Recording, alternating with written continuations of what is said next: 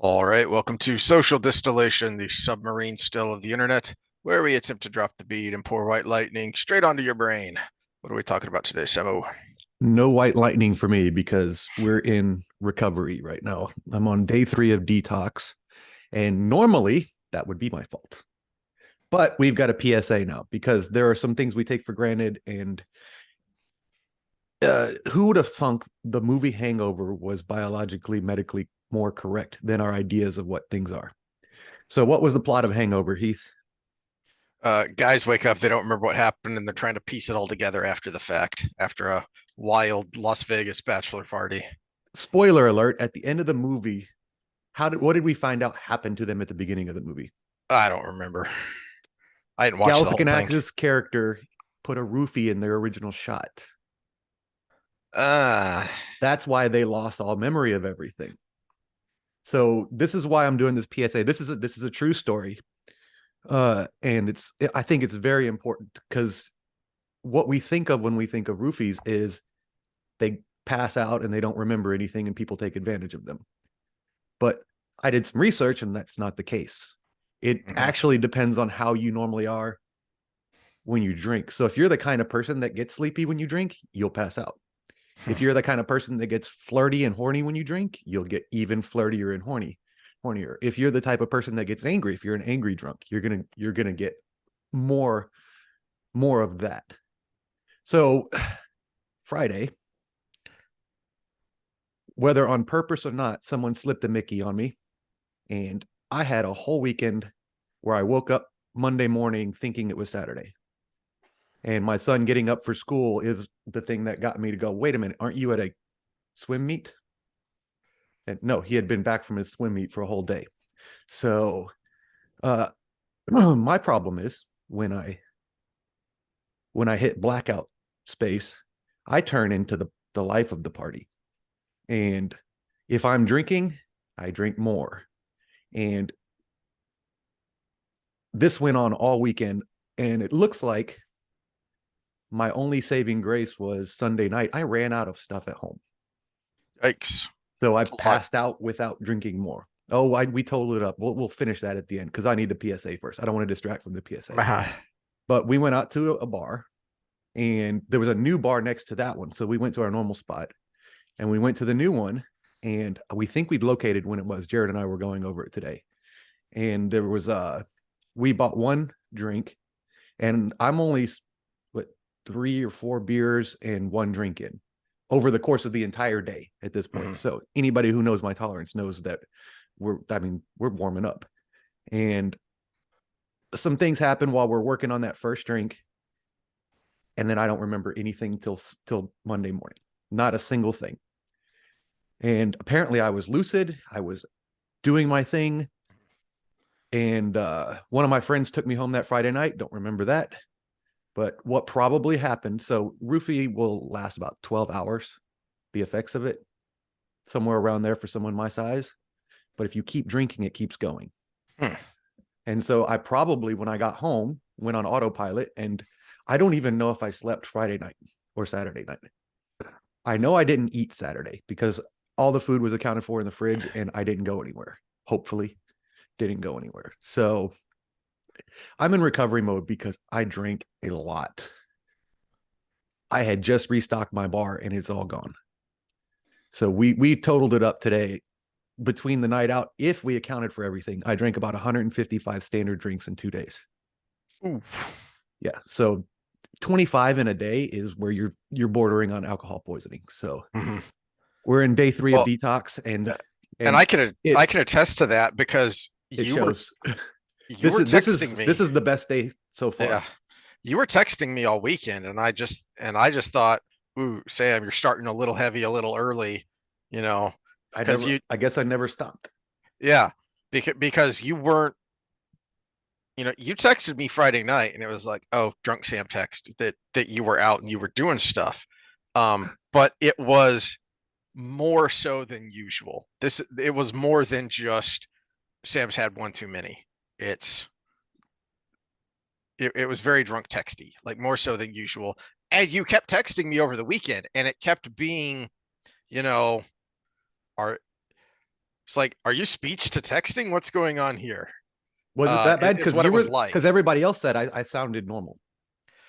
I It wasn't that bad, but that's the closest thing I can think of is and again, that's why I thought Sam starting too heavy too early because you were lucid. It just I could tell that you were inebriated. You were under the influence.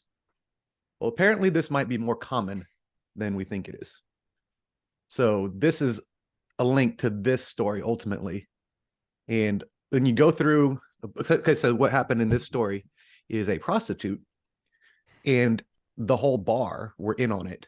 And they basically took this high roller and slipped him one, and she took advantage of him in the process. And it was just like my experience where he just became more of the same person he was. He was betting more at the Vegas gosh, my brain's not working. Casino. He took her. Apparently, they went to ATM and drained his entire accounts out. And then she tried to get away with it with him not knowing who he was. And there was something that he left, and I forgot what it was from the article, something that she left that allowed them to identify who it was. But apparently, the whole bar was in on it and everything. Well, what we think happened, the only time the best time it could have been, because one of the questions was I was with one of my boys who's quite attractive, and you would think they would go for both of us, whoever it was, right? There was one time where one of his coworkers across the bar sent a drink over to us, and he said the waiter, who I'm not going to distinguish his orientation, but you know what I'm talking about here, was apparently very flamboyant and flirty when he brought him over. And so we've got the bar actually checking the videotape from that time. But that waiter brought him over, and it was like a lemon drop martini or something. And Jared doesn't like those. So he was like, oh, I didn't buy it. So he just left it. And of course, I don't turn down a drink. I don't turn down nothing but my collar when I'm drunk enough, you know? And so sucked it down. And that's kind of like the last point I do remember at that point. So that actually might be the most likely. And it would explain the why he didn't get Mickey too. It would explain, a very plausible motive, and it would explain the timing. So we do have the bar checking the video, so we'll see what comes out of it. But because this could have been, it would have been manslaughter. I should have died by how much I drank. It was at least it was two handles of clear liquor, one handle of gin, one handle of vodka, half a handle of moonshine, whatever screwball I had left, whatever dough ball I had left, and random things out of the bar. Plus, I had $130 tab after I was out of it.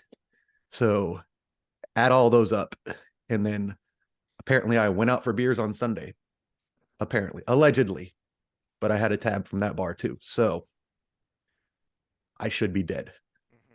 And that would have been manslaughter. So we have to find whoever did this. I'm It, happy it, with just the drug charge because manslaughter has it by nature has no intention, but mhm. and I didn't die, so you can't call it attempted murder. Well, But yeah, but if you were not a fit individual who is well acclimated to alcohol consumption, you would have been in a world of trouble.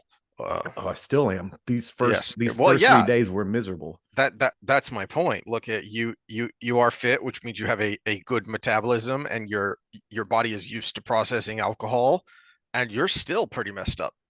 Yeah, it was so bad, and you probably hear me stuttering, but it was so bad. I was on the verge of going to a detox center last night. It had gotten Hmm. so bad. But okay, so we had the weekend. I wake up Monday morning not knowing what happened. And then I just felt weird. I was sweating. I was like, it was different than a hangover. I mean, I've had many a hangover in my life. It was so different than a regular hangover. I thought I had COVID because remember, one of my symptoms from way back in the day was memory loss when I had COVID. So I went and got a test because I was like, well, I work with these older people, so I better go get tested. And I'm talking to the PA, and she was like, well, you're COVID negative. But she was just talking. She must have had an experience because she said, "Here, pee in this cup." And lo and behold, there were benzos in my system, which is a roofie is a benzo. Now it was near the tail end of when you can detect it. And what we don't know is if there was something like fentanyl or something with it, which would explain the manic behavior as well, which then I really should be dead. But Hmm. it that's pretty much cleared from your system from a urine test within 48 hours. So I won't know that unless I go get a hair test. But this actually happened not that long ago in a place near where we were at. Four big burly guys all woke up in different parts of town not knowing what happened, and they were robbed of everything. So this could have been a robbery attempt. Hmm. So Yeah, and that was my thought is, why do you roofie a guy? Just ask and he'll say yes. yeah, But unless to the article, and I had heard such things before of you do it because you're going to rob him. And the other thought was you might not have been the intended target and you took a drink that was for a girl.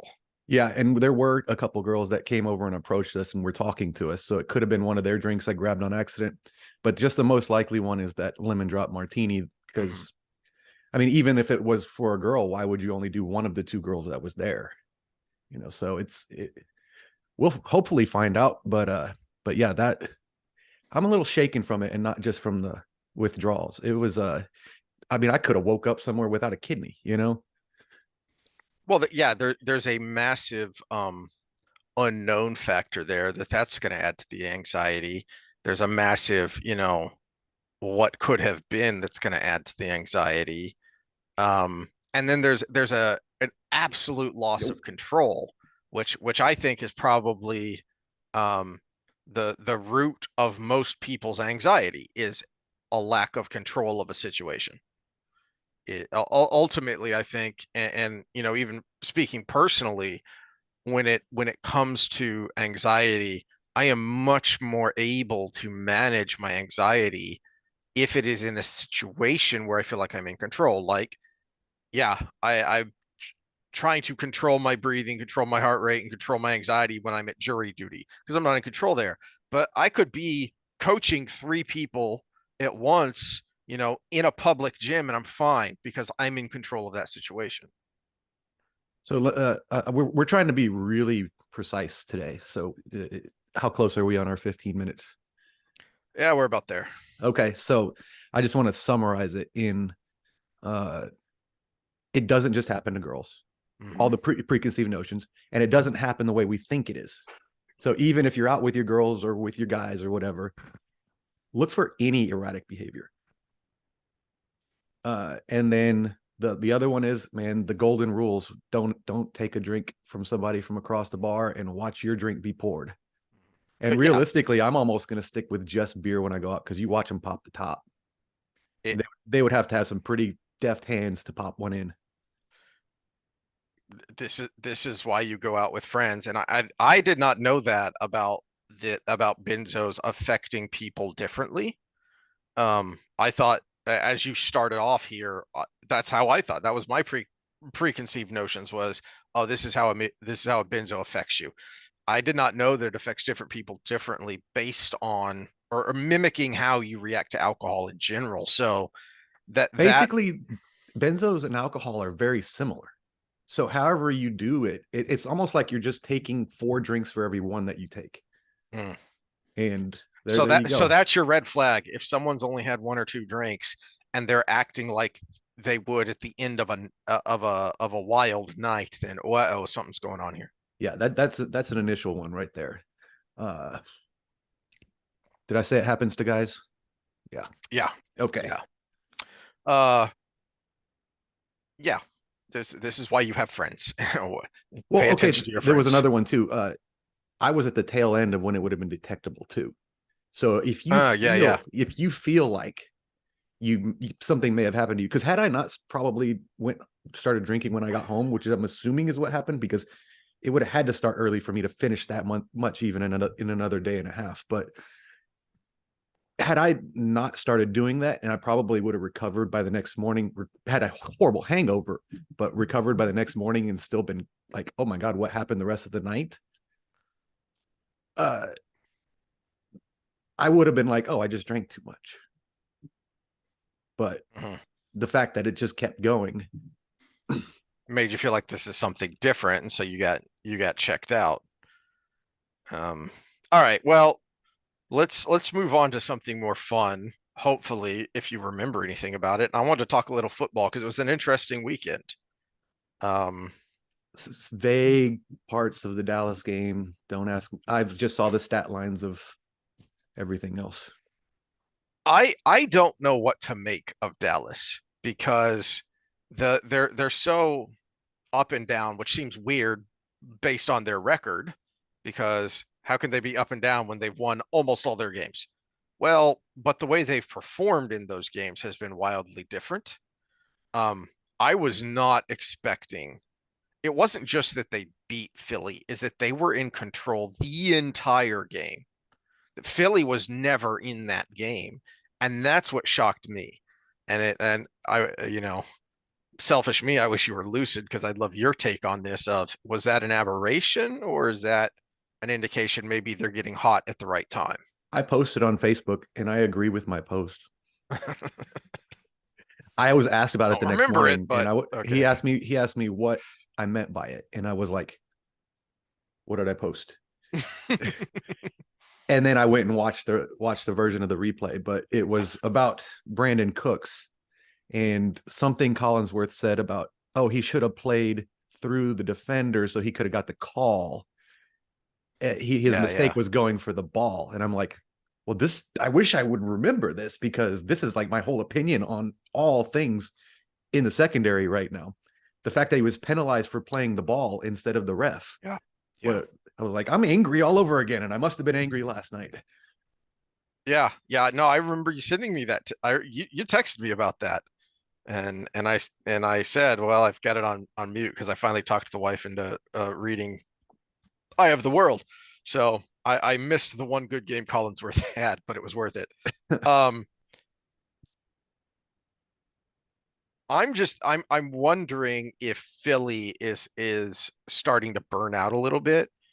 Um, because they were already breaking a trend that the Super Bowl loser almost never does well the next season. I believe KC was the first team to break that trend. I think KC was the first team to lose the Super Bowl and even make it to the playoffs the next year. No, we get the Buffalo Bills 3 years in a row. You're right. You're right. How could I forget good old Buffalo? Uh, actually, I think it was 4 years in a row, wasn't it? I thought they were the AFC champs 4 years, or at least they made it to the AFC Championship game 4 years See, in a it's row. Washington, then New York, then Yeah. Dallas, Dallas. So four, yeah, Dallas, Dallas. So usually that doesn't go well for that team. And I'm wondering if there's some Super Bowl hangover or if it's just this is the league figuring out Jalen Hurts or what. Um, but I don't know Or how, sometimes you just have a bad game, or sometimes you just have and like, sometimes it yeah. just feels like the whole team does on the same day. So like the I don't put a lot of stock in the Cowboys loss to Arizona because you're gonna have everyone's gonna have a crappy game. Every team is going to have at least one. What the heck was that game? A season. So I can kind of throw that one out. The 49ers game was embarrassing, the way they got spanked there. And that's why not last night, but the Sunday night confused me so much is that it was like the inverse of the 49ers game. It was that dominant of a performance, which is what I felt about the 49ers beat down of the Cowboys. So I'm wondering. I heard that a number of major publications, NFL, ESPN, The Athletic, I believe, yeah, all three of them have Dallas in their top three power rankings right now. It's San Francisco number one, and then depending on which publication, it's Baltimore or Dallas is two and three. Um, and I'm just wondering how confident I am that that'll actually hold up to the end of the season. But I don't know how much it matters, as excited as I am that the Cowboys are actually playing well, because the 49ers are a stacked roster and they look like they're getting hot at the end of the year. Well, yeah, that game over Dallas, they because they had that 3 game losing streak before that, Mm-hmm. and then they came back with a vengeance, and they've been on a tear ever since. So I'm assuming they won this last weekend, Mm-hmm. and the that's the thing. This is the difference between Dallas this year and other years with Dallas, where I would say you should have a little bit more confidence, is they usually peak early and everybody says, we them boys, and then they start tapering off by the end of the year and play like it in the playoffs. Mhm. This year, they're actually looking like they're playing well at the end of the year and not just good enough to get by. Yeah. Uh, and then Baltimore, I don't know enough about at this point, but San Yeah. Fran just looks elite right now. Yeah. I'm San Fran's going to be hard to beat. And I texted you this when you were out of it. So I don't know if you remember, but do you remember who we picked at the beginning of the year? Because we made our picks, and I remember I picked for the Dallas Buffalo rematch that I picked the year before. It didn't happen. And I thought, okay, this year it's going to happen. And Buffalo's not looking so good right now. But then when we went to that website to look at the finances, when we were looking through there, I remember that Cincinnati looked the best of the AFC teams as far as the finances go. I can't remember who we decided on. I think it may have been the 49ers, and I think that may be mostly because they've got Purdy on a rookie contract. Yeah, I know I picked 49ers for both of those reasons. I can't remember if I picked Buffalo as well, but we talked about Cincy and everything changed with Burrow going out because yeah, this other guy played well a couple weeks ago when Burrow went out, but a rookie in the playoffs is hard to trust. Mm-hmm. Only when they come in as a surprise in the playoffs is it a little bit better.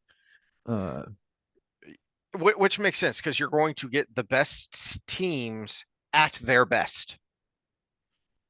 So it makes sense that a rookie has never even been to the Super Bowl, I believe, let alone won, because it's hard to win in the playoffs. Um, how do you feel about the feel good story of the year, which is the Lions? And they've been on a bit of a slide. Bit of a slide, but they've still only lost 3 or 4 games, whatever it is. But their loss to Chicago this weekend was kind of ugly. uh, I'll have to read about it. Um, I was already rooting for him, and then I watched that Bye Bye Barry documentary on Prime that was excellent. In large part because he's not a very public person, so he doesn't sit down for a lot of interviews. And they got him for this documentary, and they sat down with him and they talked a lot about you know growing up, about college, and about his pro years, and then uh, ultimately why he retired when he did and why he did. Okay, according Um, to Sporting News, you are correct. No rookie quarterback has ever started in a Super Bowl. so I'm glad there's stuff to be excited about because I still maintain foot. I'm a grumpy old man. Get off my lawn. Football isn't as good as it used to be. And so that was really reinforced by this documentary because they had such, I mean, phenomenal, highlights from the '90s. And uh, I don't remember who I was listening to a few weeks ago that it may have been Brett Favre who was talking about how he thought that the initial wave of rule changes to make the league more offensive, it kind of hit its zenith in the mid to late '90s to kind of early aughts, and then they kept tinkering with it to the point where now they've gone overboard. Mm-hmm. Yeah, and well, look at it this way: when we got to the peak of the actual rules versus the degree to what we're going to call things, that's kind of Yeah, where the switch happened. We, yeah, we got yeah. the forward pass, we got this, but then okay, well, this hit is too hard. Well, now we're getting subjective. Did Hmm. he lead with the helmet or was his helmet already there, just already Yep. there? Did they start to slide at just the right time? Those kind of things are where it started going Well, wrong. one of the early player protection rules that was implemented was for linemen. And I can't remember the term because I'm old and forgetful, but it was very easy to adjudicate. Was that the crackback block? It was basically double teaming a defender when he was already engaged and you go low. Mm-hmm. It was incredibly dangerous and it took a lot of defenders out because it was very easy to break or twist a knee or an ankle in that situation. So that was a logical one for player protection that was also easy to adjudicate, which is the big problem right now is how do you adjudicate some of these rules? And Marshall Faulk, several weeks ago, I was watching him on Jason Whitlock had Falk, Urlacher, Sapp, and Favre on. It was an awesome roundtable, with four absolute legends. And Falk made the point, and this is coming from an offensive guy who caught a lot of balls out of the backfield. And he made the point, if I lower my pads to meet you, how am I still a defenseless player? Which is what the call is to protect the defenseless receiver, but he just lowered his pads to meet you to take the hit or to deliver his own hit. So definitionally, he's not defenseless because he sees it coming by his reaction. Yeah, and that's one of the probably the play that or the rule I was going to talk about. I have nothing against targeting a helmet to helmet hit on a defenseless player while they're going up for the ball or something. Mm-hmm. But when that became just don't hit them too hard, Yeah, that's what that it became. How do you adjudicate that? yeah, or even you can see the difference between a receiver who catches the ball and and huddles down and gets hit in the helmet versus a receiver who's in that standing catch position who gets hit in the helmet. Well, and I You can see the launch point from the defender. that's something I thought of that you just reminded me of. I thought of this a long time ago, which was just why didn't they emphasize that, which was uh make the rule harsher about hitting a player who's giving himself up. Because if I'm going over the middle and I don't want to get annihilated, well, then I'm going to catch it and I'm going to go down. Mm-hmm. Okay. So if I'm going down in much the same way that once a quarterback has begun his slide, you cannot touch him. Well, why not just implement a rule like that of if he is giving himself up, you can't touch him. You don't even need a two-hand touch him. We're going to whistle it dead. And likewise, if you go to give yourself up and then get back up, no, that's a personal foul. That one still is, it can become subjective. I mean, I'm still bitter about 2 weeks ago that was it when we beat Denver. Was that 2 weeks ago? 2 weeks ago.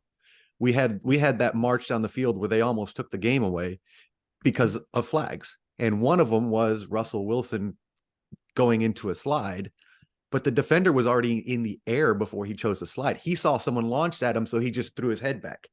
And that's something they used to give you, that if you were in the same way of hitting a quarterback in the pocket, okay, he's released, but you were already engaging.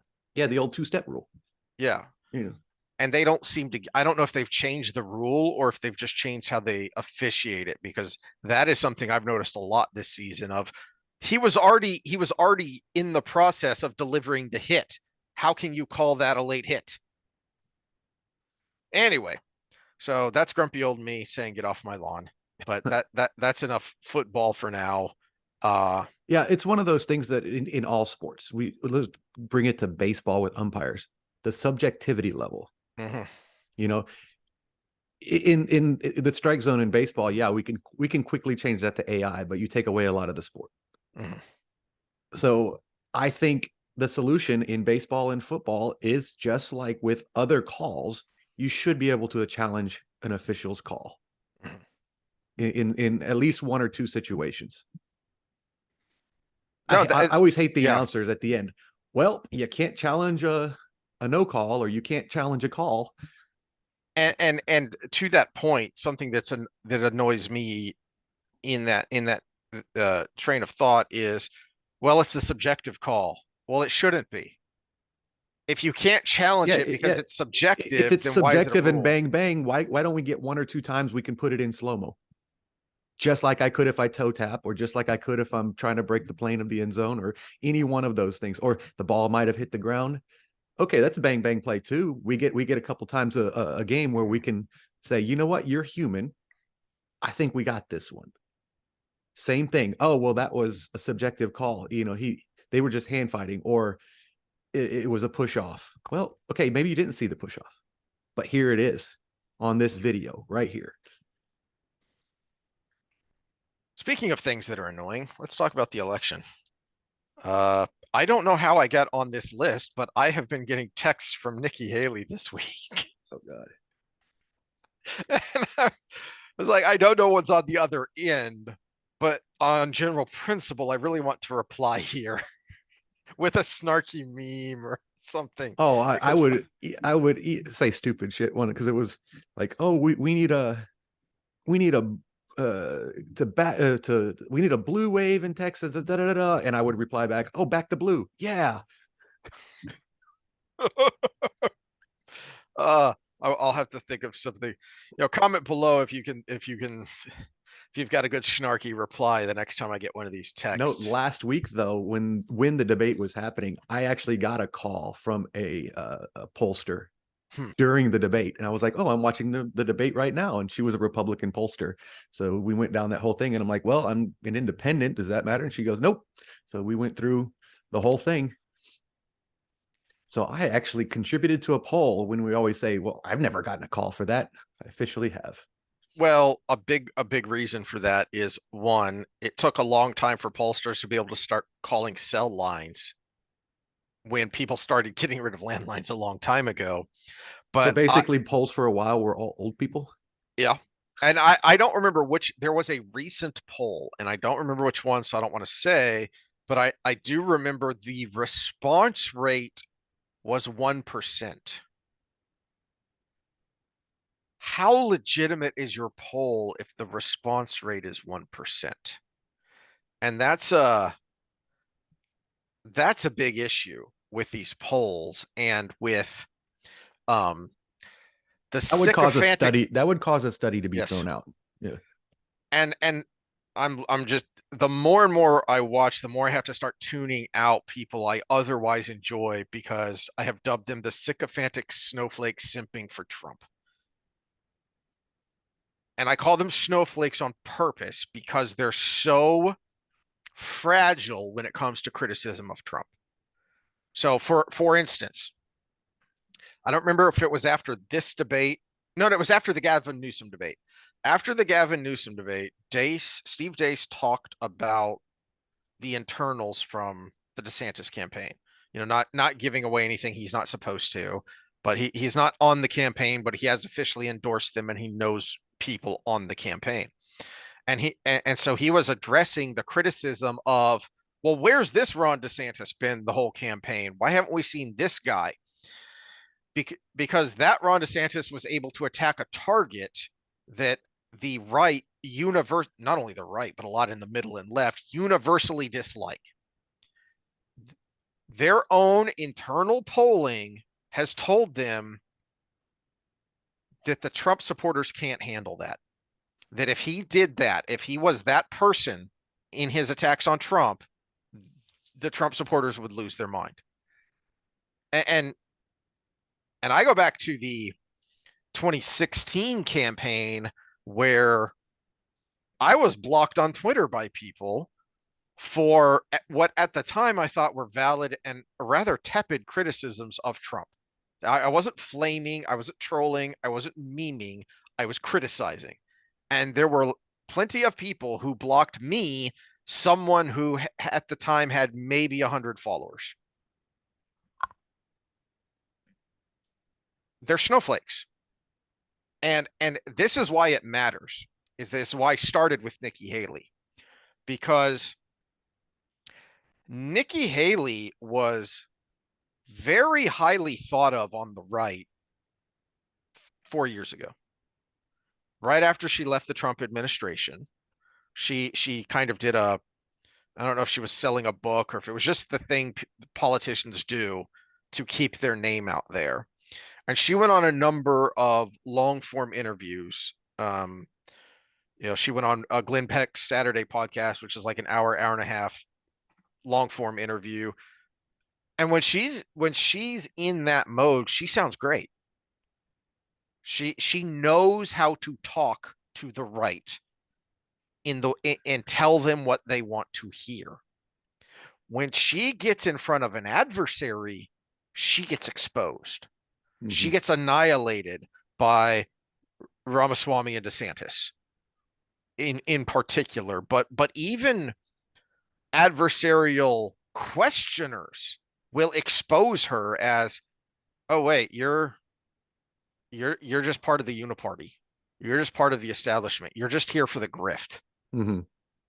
That is why you need the debate. That is why Donald Trump is doing a tremendous disservice to anyone who is either thinking about voting for him or wants to vote for him or is an ardent supporter. Can I have like a middling solution? Because there was no point for him to be in those. But what I don't know how much power the RNC has to do something like this. But what if getting it down to one adversary and then having them debate, whether that's Vivek or DeSantis or Haley or whatever, Mm. and be like, you need the backing of the Republican Party. You have to at least have this one. We narrowed down the field for you. And now you have to at least get up here and be challenged. Yeah, I don't know what their rules are. They Because set. at least you would have a 50-50 backing of the party going into the debate Mhm. at that point. No, right now you would have like a 30, 10, 9, however the math is playing out there. But this is why I brought up the polls as well, because that's part of the point is, well, he doesn't need a debate. He's way ahead in the polls. Is he? These are the same pollsters that you people, everyone, not just you Trump supporters, but everyone says, how can we trust these people? That they're not honest. They have an agenda. And even if they are being honest, even when we think they're being honest and trying, polling has become so difficult now. How can you trust them? So, how real? You can't, on the one hand, say all of these people need to drop out because they have absolutely no chance to beat Trump because of the polls. And then on the other hand, when they come out with a poll you don't like, saying, this is all a left wing media psyop. And it's not when they come out with a poll you do like. It can't possibly be that they're tweaking those things because Donald Trump is set to go to trial in DC for January 6th, the day of Super Tuesday. You, they're saying it's not the quiet part anymore. They're saying it out loud. There are numerous governors and state secretaries of state saying if he is convicted. Some of them are saying if he just the fact that he's been charged means he should not be allowed on a ballot. And there are a lot more saying if he's convicted, he won't be on the ballot. The goal, the obvious goal, is to not let you vote for him. Hmm. You had better address that. And Yeah. you had better recognize that that is why they want him as the nominee, because they plan on not letting you vote for him in the first place. Except that only the he's won all his state cases and the states are in charge of that. He hasn't won all his state cases. Well, I, all the I ones that have been adjudicated already. So yeah, I haven't been paying attention, but I didn't think that the Georgia one had gone through, had started he yet. won Colorado, I believe he won Oh, Arizona. I forgot about the Colorado and the Arizona one. Yeah. The New York one is different. That one that I talked about a couple weeks ago is a civil matter where they're just trying to steal his money blatantly, straight up. They're just trying to rob him and destroy his business. So even if that one goes through, that one shouldn't affect his ballot access because that's a civil matter. But this January 6th one, it's in DC in the same courts that have been brazenly abusing the civil rights of the January 6th detainees. I shouldn't say detainees, political prisoners, because that's what they are. Mm-hmm. It is a foregone conclusion that this is going to trial and that he's guilty. It's a show trial. It's a banana republic if you can keep it, madam, as Ben Franklin said. All Mm-hmm. right, that's not exactly what he said, but that's what he would say if he were alive now because he was quite the wit. Oh, well, I mean, I don't think I can beat that horse anymore. No, you're absolutely right. That the worst thing that could happen to that side of the aisle is they go ahead and act as if everything's going to be fine with him, and then all of a sudden he's not on a bunch of states ballots. Mhm. Georgia is the one that really matters, because I think any other that doesn't matter is going to be a state he was going to lose anyways. But Georgia is that is the swing state that he would Well, and then you I would know hope all the MAGA people in Wisconsin, Michigan, Arizona, everything come out with a vengeance to make sure Georgia doesn't matter. but the problem with that is now it's different when Trump is actually on the ballot, but we have had a number of special elections, off-year elections, uh, since 2020, and the Republicans have lost almost all of them. So is that even a possibility that people come out in droves to vote for him? I don't It know. it sure doesn't look like it from what we've seen so far. And this was another thought I had that I was curious what you might think is that, and I think I may have said this months ago when we were talking about the primary, is that I had thought that DeSantis couldn't do well in Iowa. He had to win Iowa and win fairly convincingly, or else he might as well drop out because Trump's going to have all the momentum and just steamroll. I'm not so sure anymore because Trump and his sycophants are making such a big deal about the polls that I think he could lose, but if it was within just a couple of percentage points, that completely undermines the entire narrative that Trump and his people and his sycophants have been preaching for months, which is he is inevitable. He is the man. No one can touch him. Okay, but then what happens if someone does? But also let me throw another monkey wrench in there. People are so determined in the media right now that RFK is going to take votes from Trump. What if in a state like Georgia, RFK wins Georgia? Because he got the voters he normally would have got. Mhm. He got the voters that were waffling between him and Trump. He got the voters that he took from Biden. And a bunch of people said, well, you know what? You took Trump off the ballot. I'm voting for RFK. So Biden at least loses the state. That is RFK's big hurdle is, and I think we talked about this last time when I went and I looked up the All he has to do the is 90 include in his speeches that he doesn't agree with the things that are going on in those states. exactly. So I looked up last time the 92 election, and Ross Perot was by far the biggest. Well, I say that, but now I can't remember what the Bull Moose Theodore, party got. yeah, it Yeah, was pretty Teddy. close. Yeah. But Ross Perot got a huge chunk of the vote, 18.9%. That's huge. When you look at like the Green Party, who routinely runs, and they get like 1 to 3% of the vote. Yeah, or in the libertarians. Yeah. We're always fighting for 3% just so they can get on the Mhm. in the debate stage. But so he got a huge chunk of the vote, but he didn't really come close to winning a single state, and that's what matters. Can RFK win enough? Can RFK win enough states to to make a difference? Well, And I don't just mean I'm just saying if with all three on the ballot, I don't think so. But if it becomes a choice between Biden and somebody else, there's going to be a lot of people in that state that just go to vote for the somebody else. that's a good point. Because the conspiracy theory amongst a lot of right-wing pundits is that Michelle Obama is going to be the nominee. Yeah, I've heard that one. That that That's the top two with Gavin Newsom. that at and I'd heard Gavin Newsom a lot, and I'm curious what the left thinks because I haven't gone and looked. But from my perspective, and I would think even from a more centrist perspective, Gavin Newsom got demolished by DeSantis in their debate.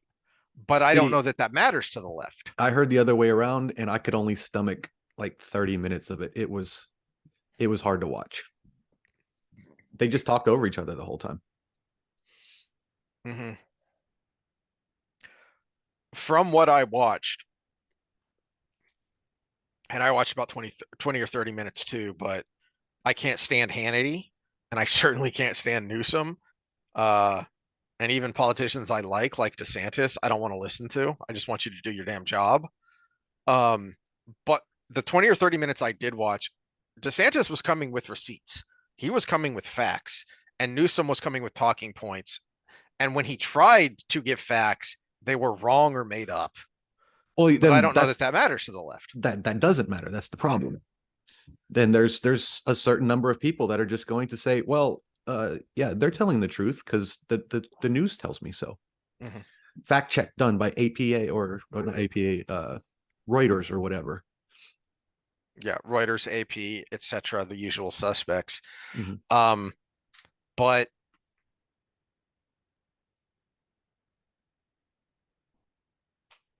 It'd say I, something like California did better than Florida when it came to COVID deaths. It would say mostly true, mostly true. They only had 2 million more deaths out of 50 million. Mostly true. mhm, But you yeah. wouldn't read the 2 million more deaths. You would just read the mostly true. Well, I'm just thinking out loud here. RFK versus Biden versus Trump. I think RFK stands a good chance of winning a couple of states enough to throw the election to the House, which is where it goes if nobody gets 270 electoral votes. And I'm genuinely curious what would happen there. You want to know the saddest thing about this whole thing? If RFK looked and talked like Gavin Newsom, but Mm-hmm. everything else about him was the same, he'd be the front Mm-hmm. runner. Mm-hmm. No, you are absolutely correct. That's how it's always been. Mm-hmm. Yeah. Yeah, it's been like that for a long time. Well, I say always, but from the age of television, that's how it's been. Yeah. Or even if this would be in the age of radio too, even if he could talk more Mm. clearly now, he didn't have that infection in his throat that threw him down a notch. I think he would be close to the front runner. Just the fact that it takes him more than 5 ticks of a second to say something sometimes where he grumbles for a little bit and then he comes out with it is that was almost more Alex Jones than RFK, but if, frogs. All right, that's enough on that because I mean, we'll know when we know, and who knows. Well, no, I take that back. I did want to talk about Vivek for a second because I know you really like him, and I'm really on the fence about him. And I'll Let part me of it, clarify that. I like him more than the other Republican candidates. yes, yes. So part of the reason I'm on the fence is because he's so young that I don't know if I trust that you have had enough time to develop a coherent worldview and stick to it. And so it as an example, so he's been catching a lot of heat from the right for things that he has said in the past. And I don't necessarily hold that against you if I can see uh your growth, your intellectual growth. So as a contrast, Mitt Romney was pro-choice when he was a northern governor in Michigan. And then when he became the Republican nominee or was running for the Republican nomination, oh, suddenly he's pro-life and he's changed his mind. No, I see nowhere in there where you had a revelatory moment or point of intellectual growth that led you to this conclusion. This is just pure politics and I don't trust you. Okay. So that is part of my problem with Ramaswamy is I don't know that I can't fully trust that he fully believes what he says. Well, I mean, we've got pretty coherent worldviews and we're only a couple years older. But I think part of the problem is proximity because he's 38, I think. But he's also been married for like 15 years, has 2 kids. And there might have been things he said when he didn't have kids Mm-hmm. that he's saying now, which is only 5 years ago, 6 years ago. So the amount of life change he's had in that time, and I've got a little perspective that you might not, because I was watching him when he was promoting his books before there was ever even and I had heard of him, but I didn't remember who he was until people started talking about him as a Republican primary candidate, and I said, "Who?" And then I looked at him and said, "Oh no, no, I remember that guy, or I remember hearing about him, but Mhm. I didn't really follow him then." But to that point, that's where I give him more leeway than I do a lot of the other, like, I bring up Dace because I listen to him almost every day. He's sold out on the guy. He's like, nope, nope, nope. So they did deep dives on three candidates Mhm. because, as he put it, there are only three transformational candidates, and that's Trump, DeSantis, and RFK. And to me, that's interesting. And the RFK connection is where I give Ramaswamy more leeway than other people do, because he actually put his money where his mouth is. He sold out his business that he had built up to create to put his money into making an anti-woke business, Mhm. basically, to In creating not just an anti-woke business, he could have just done that with the one he had. He made it anti-woke business that to compete with BlackRock and Vanguard a and all of that system in the to same. Yeah, oppose that. yeah, So I give you a lot of credit if you actually put your money where your mouth is. And that is, even if I don't agree with RFK politics, he actually put his money and his life where he believed in environmental, primarily environmental law.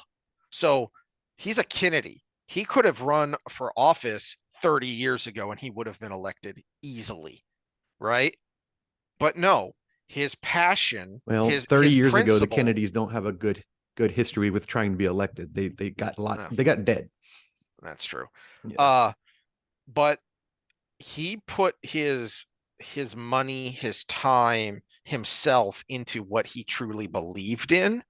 And that is why I would vote for him over almost any other candidate. Really any other candidate except Ron DeSantis. Because Ron DeSantis has a record. So I believe that even if I don't agree with what he wants to do, I know he's going to do that and not come out of left field with something else. And Yeah. and I think that is, you need that in a politician. You need to know that even if you don't agree with them, they're going to do what they say they're going to do, not what you want them to do. And to me, there's way too much of that projection onto Trump and other candidates. Is uh, Trump's a great example because it's both sides. It's the Sam Harrises of the world, and it's the, I don't know, Yeah. pick your It's Trump the love him or sycophants. hate him side. Yeah. Exactly. Is So, we've talked about Sam Harris on trigonometry ad nauseum. So, just briefly, what he said was insane, except that he believes it. Oh, he's It tripled down on it. Yes. Unless you believe Trump is literally Hitler, like Sam Harris does. And then it makes perfect sense. But that's projection, because you can't actually point to specific, definable, provable acts that Trump has done. Oh, they can, Same but on they the other forced the side. hand. The not handing over the peaceful transition of power, which when Mm-hmm. I ask that question to somebody from that side, when they say, "Oh, he's the asteroid coming to the Earth," okay, I want to say, name one thing he did that makes that, and they always go to that, and I'm like, no, you were saying this before that election. Yeah. I want an example from then, Well, because the cabal formed because of this asteroid. The mhm, cabal didn't form because of post-election shenanigans. mhm, And like I said to our friend Jay online one time, I was like, quit making me defend this guy, first of all. But second of all, he handed over power exactly when he had to, mhm. the day the votes were counted. And now suddenly the left is going crazy that if he's elected, he will end elections Did forever he and become a buck dictator. recent tradition? Yeah. But did he break the law? No. He I did would it say exact. he didn't even buck recent tradition, considering Al Gore is still running around saying he's the rightful president. True, true. Hillary Well, the Clinton is difference, still running around saying the yeah. Russians stole the election from her. Stacey Abrams is still running around saying Kemp stole the election from her. Al Gore gets a pass because of situation, not because I like what he's doing. He gets a pass from this particular topic because it wasn't on him to hand it over. Mhm. It was on Bill Clinton. Al Gore lost the race. He had no say in how the transition of power went. So he can be whining his little mouth all he wants, and he doesn't get the same. The same with Hillary Clinton. She didn't have Obama. That was Obama's job. Well, so wrapping up this meandering talk on the election, I will say, and I'm curious what you think. I don't know that it matters because Vivek Ramaswamy's not just his personality, but what he cares about. I'm not sure how much it resonates with anyone who's over, say, 40, 45. He talks a lot about things like family values and stuff, which is a No, big yeah. exactly. And that's where I get annoyed that he's just dismissed out of hand. But I hear a lot, especially like the older, you know, the older Gen Xers and the boomer conservative commentators that they really don't like Ramaswamy in the same way that a lot of them didn't like Trump because they didn't like his approach. And I feel like I feel like that's borne out in where he gets his support from is that I think Ramaswamy's going to primarily draw support from younger people. So I don't know that that's enough to have any realistic chance of winning in a Republican primary. Hey, let me flip this to DeSantis, because basically the two that we care about the most are those two in that primary right now, Mm-hmm. other than the Voldemort in there. But DeSantis came out this last time and answered a question for me. Remember what I said? One of the reasons I wasn't thinking his way as much. I It's the don't remember reason I would. specifically. It's the reason I would never vote for Nikki Haley or Tim Scott or Chris Christie or any of the others there. They're warmongers. Mm, And he answered that question with helping Vivek gang up on Haley right at the beginning. So he mm-hmm. did answer that one. But, and this is where I'm going, this is where the perspective that I'm coming from is going to be different than the base that you're talking about. Yeah. Because y'all are much, much, much more socially conservative than I am. And what he did, and let's take the particulars out of whether abortion should be legal or not. He treated it like a mandate when he after he won, but it wasn't on the ballot. He treated a bunch of things like a mandate that he did because he won by such a landslide, but they weren't on the ballot. Lockdowns were on Well, the ballot. they Those weren't kind on of the things. ballot, but I don't follow the local politics to know did he campaign on that. 70 something percent of his constituents did not agree with that law. Now they wanted something done to kind of codify it, but they were happy with that 12 to 16 range, which already would have been an improvement to the conservative side from what it was with the 22. I think it was 20 to 22 in Florida. So he could have still gone right with it, but he went all the way right. And that to me sniffed just of Trudeau talking about being mandated to do stuff, even though they weren't things that were on the ballot. And if you're gonna to get the legislature to do stuff and guide them, that's fine. But don't take the opposite extreme position just because you got elected. But yeah, I don't know. I don't know if he campaigned on it specifically that he. I'll have to look that up. So I might have to eat my words on that. Mm-hmm. But it's I just know his constituents for the most part don't agree with how extreme it went. There's that 25% of ultra conservatives that, of course, they want it all the way off. But and Speaking of, because he does things like that with that mentality, I get a little bit of afraid of him getting into office and say, well, this should be federal policy because it's the right thing to do. When it's another one of those, well, no, that should be a state thing. I know you don't like what California is doing, but that's not a federal policy.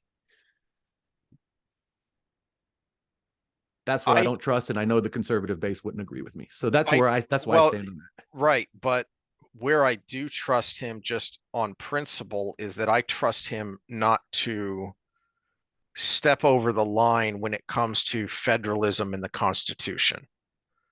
So even if he does something that you don't like or that you think is too far, it's not going to be out of bounds as far as the law and the Constitution go.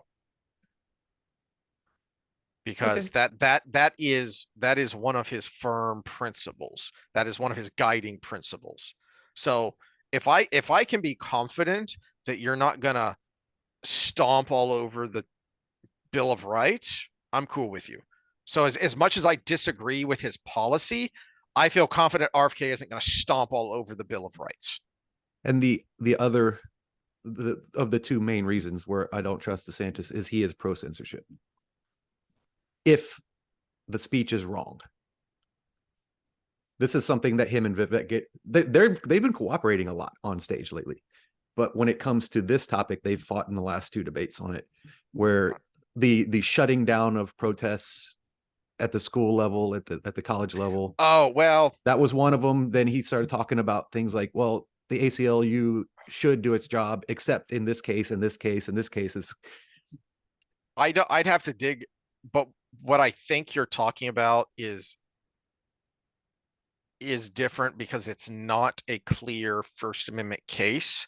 Because what he was talking about specifically was if you're here on a student visa, you're not a citizen, and you're out there marching for Hamas and chanting gas the Jews, your visa should be revoked and you should be gone. the one Vivek specifically challenged him on. And now he may have been just thinking of his talking Yes. point and just ignored Vivek's specific challenge, was pro Palestine rallies, not pro Hamas rallies, that he said they're, and Vivek said it in the thing. He said, can I say they're stupid? Yes, but they're peaceful and they can say their part. Right, which is what I don't know if you saw this, but Count Dankula of all people, the guy who got arrested for jokingly teaching his girlfriend's pug to Sig Heil. And he got arrested and served time. This is how great Great Britain is right now. He was on Piers Morgan, and Piers Morgan was whining about Alex Jones being allowed back on X. Mm-hmm. Piers Morgan, who has interviewed Alex Jones because he's good for clicks, you hypocritic piece of trash. Anyway, and that was Dankula's point. Does he have a right? Sure. Is it right? No, that's a different question. That is a cultural, a personal, a moral question. And I'll add that, is he allowed to act on his opinions? No. On if they're violent or whatever. Yeah. So the pro Palestine stuff is a little muddy because it depends on what is being said, because some of those things do cross that line into a call for action. But the grand majority of these people are stupid little kids. Yes. They just know they're in the cool crowd. Speaking of stupid kids, did you see the college presidents that were brought before some congressional committee? Now and that's different. and they well, it depends on the context. The context, there are literally people chanting gas the Jews. There were literally people saying Hitler got it right. Well, and the way the congresswoman, I can't remember her name, phrased the question, she did a good job, because she phrased it in a way that, should you be doing this? You're a private company and it's up to you. She didn't phrase it in, they should stop saying this because the government says so. Mm-hmm. And she says, well, she says, should you be allowing this if there's violent rhetoric and it threatens some of your students who are paying you money? That's the way she phrased the question. What I would have loved to, as a follow-up question, was what if there was a group chanting gas the homos? Do we really think that they would have to figure out the context first? Or do Mm-hmm. we think those students would be gone? See, there is that point, but if I was Trump's lawyers right now on the Jan 6 case, I would play those interviews at his trial. I was just talking. Hmm. I was just talking. There was nothing behind it. They took it out of context. That's on them. That would be funny.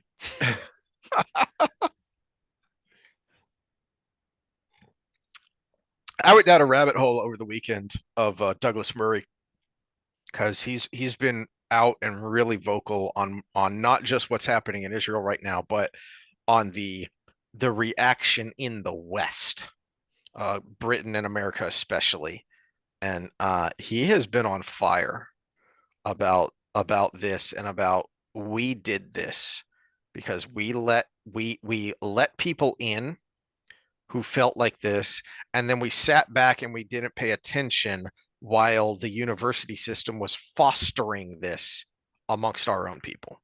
Mm-hmm. Yep. All right. The Timcast crew has been making some good points about this, is because the whole thing with the donors, they lost the $1 billion in donors and everything.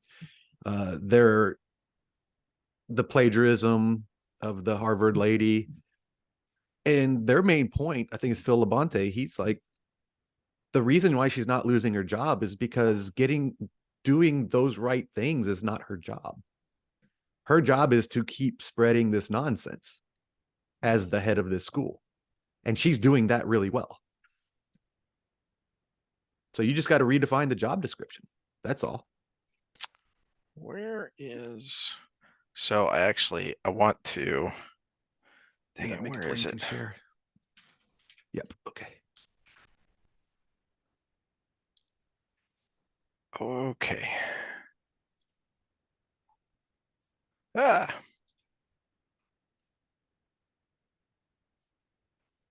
Okay, here we go.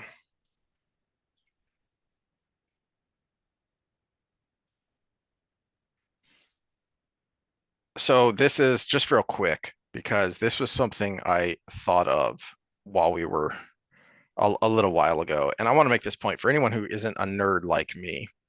And this is what I meant by it gets a little fuzzy when you're talking about these pro-Palestine rallies because and this is to your point where some of these people are just stupid because they're chanting something because it sounds cool from the river to the sea.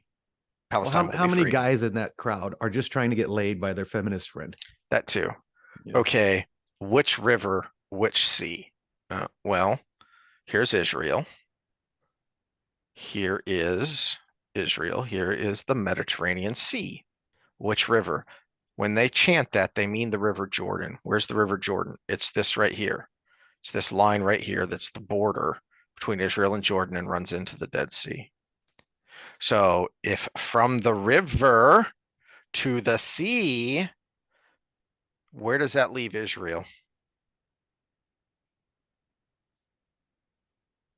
Your cursor was all over the place. Well, here's the Mediterranean Sea. Yeah, I see that. All right. So now this dotted line here, which is the border between Jordan and Israel, Mm-hmm. is the Jordan River. And then this little dotted line here is the West Bank of the Jordan River. And then here's Gaza down here. So these are the Palestinian controlled areas where they pretty much have autonomous rule and they Mm-hmm. elected Hamas, but let's set that aside for the moment. So if from the river, from the Jordan River to the Mediterranean Sea, Palestine is going to be free, where does that leave the Israelis? So let me steel man the dummies. They're dumb for thinking this. Mm. Let me steel man the dummies. They think the Palestinians can live among the Israelis 100% in peace. So get rid of Gaza as a thing and just let them all integrate. Except that's already a thing. Yeah, I told you they're dumb. I didn't say they weren't stupid, but that's what There, they're thinking. there is an Arab Palestinian party in the Israeli parliament because there are Arab slash Palestinians who live in Israel and are citizens of Israel. So you're not as much of a political dork as I am. Did you know that in the charter of Hamas, they call for the extermination of Israel and the Jews? Yeah, I knew that. That's like their whole thing. Exactly. Hezbollah too, Iran also, who's funding all this. So you're either ignorant or you're willfully ignorant if you don't understand what you're chanting for.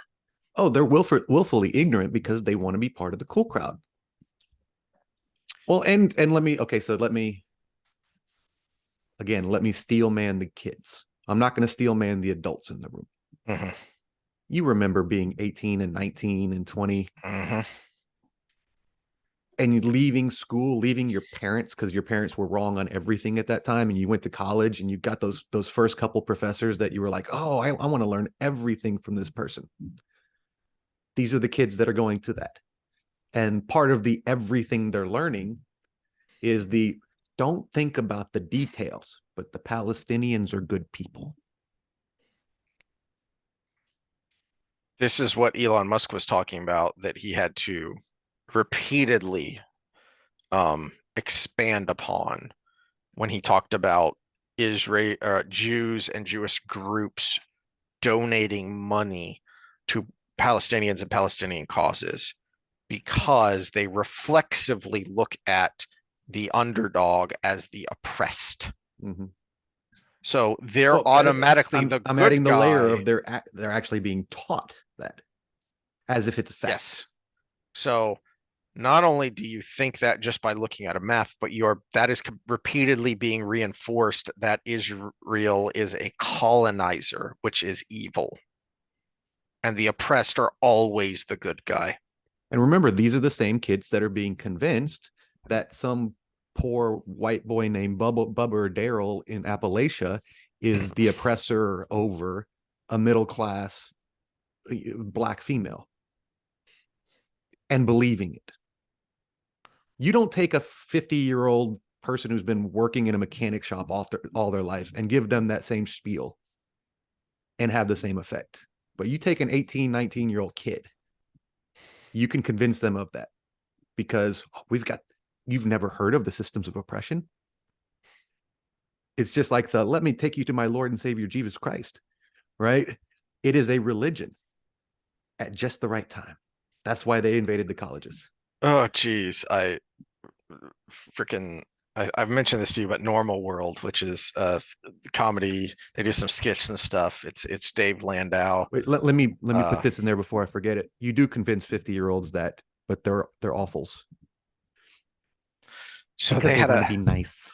they had a video from Campus Reform of I don't even remember what college. It was some college, you know, meeting about establishing safe spaces. And this obese, angry black girl freaking out and losing her mind and literally pounding on the table, screeching about white people and how she doesn't feel safe and how she's oppressed and how she comes from this line of oppression, and you're literally bullying an entire room full of white people, and yet somehow you're the oppressed, one. But two, how she said with a straight face and fully believing the own BS falling out of her mouth is that because uh my family, my ancestors have not been able to build up the generational wealth, I'll come out of college with massive amounts of debt that white people won't, and they won't understand. And everyone in that room said, what are you talking about? I'm taking student loans. I'm going to graduate with a ton of debt. You're an idiot. It's the definition of self-righteousness because it's all about the self. Try getting a scholarship if you look like me. What are you looking for? Is this going to hurt my brain? Oh, it's a picture that was famous when this was really becoming a big thing. And oh gosh, I thought I had it. Now we've got so many pictures saved up here. I need to clean this out. Oh, there's Braun. That was funny. That's not what I'm looking for though. Oh, dang. Do you remember the picture that had the big giant fat CRT instructor next to her white board right on thing, and it said these are all oppressive, and it's like capitalism, all this list of things, and then at the bottom it says Venmo me or Cash at me or something. And I missed that one. Oh, that's what I Uh, was looking. I know we've used it before, so that's what I was looking for. yep. Yep. Oh, that was so good. I wonder where it went. Oh well.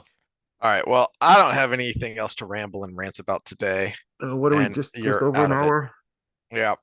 Actually, I'm catching stride, but yeah, we need to keep these things brief anyways. I think actually the beginning, just to be, open and honest, one of the other effects of that last weekend is I'm a little shaken mentally, not just from, Mhm. chemicals and stuff, because that could have easily gone another way. Go. The guy I originally went there with, well, he found a little lady friend and they left. So he left me thinking I was fine because I looked fine. Mhm. Luckily, a few of our other friends showed up, and one of them just happens to live right next to me. So he took me home. And earlier than the bar closing, which was probably would have been when anything bad happened, and he just wanted to go home. And he's like, "If I'm your ride, we're going now." Uh, that's how the story goes, anyways. That's what I'm told. And so he brought me home, and I proceeded to be on autopilot after that, and almost killed myself. But at the same time, like I said, I could be somewhere without a kidney right now, Mhm. or in a field with all my stuff gone. Luckily, if they took me to an ATM, they would get almost nothing. But then they might be angry and kill me. You know, you never know. And so yeah, I just, for the first time in a very long time, I felt vulnerable, and it was way after anything bad would have happened. It wasn't, oh my gosh, I notice I'm vulnerable here, I'm going to get out of this situation. It was, oh my gosh, 3 days ago, I could be dead. So, but once I got out of that, I think it cleared up a little bit. Keep an eye on your friends, people, because Yeah. people are awful. All right. Well, no medical advice given this time, other than if you feel like something like that's happened, please go get checked out. And if you're a female, make sure you get that rape kit done as well. So Yeah, yeah, and the blood work done before it gets out of your system, so that you have solid, verifiable proof that yeah, something happened to you. yeah. Maybe we'll have medical advice next time, because there was another big Pfizer document dump. I think it was last week, so Oh, that'll be fun that'll be reading. fun. All right. But before that, we'll have Friday fun time with, oh crap, it'll be semi fun time because we're on parents chapters for Knives Okay, with so Cubes. everybody can be the guest of, or be the we can get your opinion on this. Remember what I did on Saturday while I completely wasn't there? Oh yeah, we recorded on Saturday because we were both busy Friday. We recorded a podcast, Yeah, and and you don't remember it. I had to watch it, and it could have been worse. I just looked like I had a rough night the night before. Is all it looks like. That's what you sounded like, yeah. Well, it was a rough weekend. All right. Well, we will hopefully be completely cogent on Friday, and we'll see y'all then. All right, see ya.